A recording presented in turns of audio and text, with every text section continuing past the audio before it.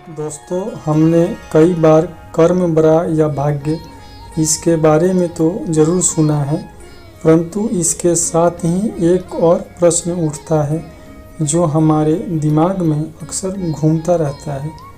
वह प्रश्न है, धर्म बड़ा या कर्म। नमस्कार दोस्तों, एक बार फिर से आपके अपने चैनल ज्ञान टुडे टीवी पर आपका हार्दिक स्वागत है। दोस्तों, आपने कुछ लोगों को अक्सर यह कहते सुना होगा कि कर्म ही पूजा है, हम तो कर्म करने में विश्वास रखते हैं। तो क्या आपको भी लगता है कि सिर्फ कर्म ही सब कुछ है, धर्म का आपके जीवन में कोई स्थान नहीं है?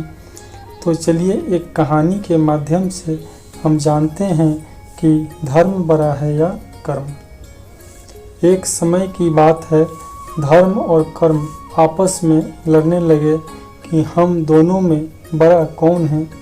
तब वह लड़ते हुए न्याय मांगने के लिए राजा विक्रमादित्य के पास पहुँचे। उस समय राजा विक्रमादित्य जैसा सही न्याय कोई और नहीं कर सकता था। उनके न्याय की प्रसिद्धि चारों तरफ फैली हुई थी। राजा विक्रमादित्य ने जब धर्म और कर्म को अपनी राज्यसभा में देखा तो उनका अभिवादन कर आने का कारण पूछा।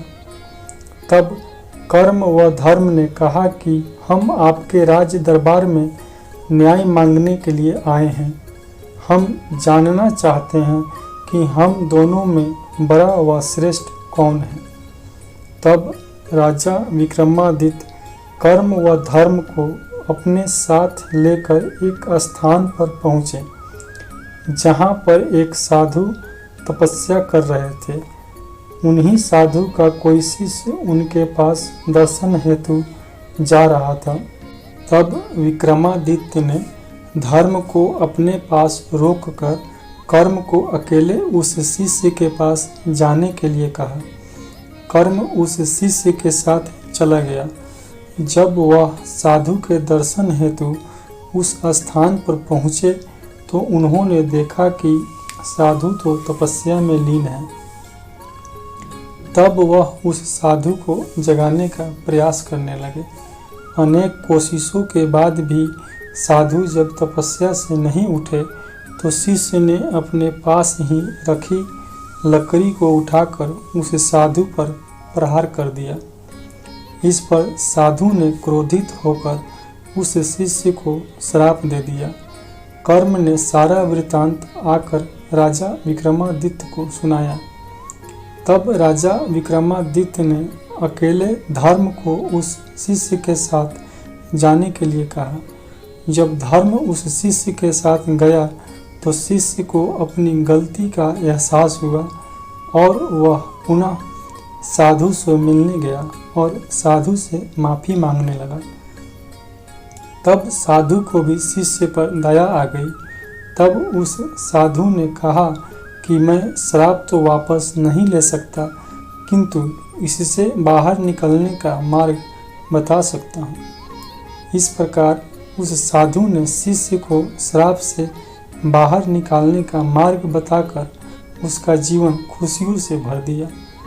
जब धर्म पुनः विक्रमादित्य के पास आया तब राजा विक्रमादित्य धर्म व कर्म तीनों मिलकर राजा के दरबार में गए, जहाँ पर राजा विक्रमादित्य ने अपना फैसला सुनाया। राजा विक्रमादित्य ने कहा, कर्म यदि अकेला होता है तो उसे यह ज्ञात नहीं होता है कि क्या सही है व क्या गलत। धर्म के साथ होने पर ही यह फैसला किया जा सकता है कि हम जो कर्म कर रहे हैं वह हमारे लिए, समाज के लिए व देश के लिए सही है या नहीं।